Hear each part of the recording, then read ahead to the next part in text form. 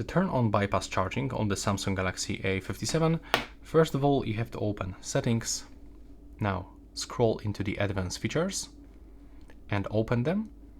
Next you will have to go for Game Booster, which is over here, and now you will have to connect a charger at 25 watts or higher with PPS supply.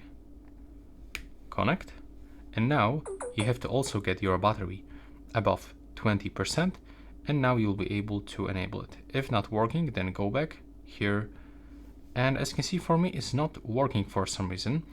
I believe that I have to also turn on the fast charging by going into the battery settings, because I probably turned that off. Yeah, that's turned off, so I'm gonna go back. I'm gonna unplug, then plug it back, and now let's see if it's gonna work. So we have to go for that Advanced Features, to go for the Game Booster, and as you can see right now, we can finally turn it on. Thank you so much for watching.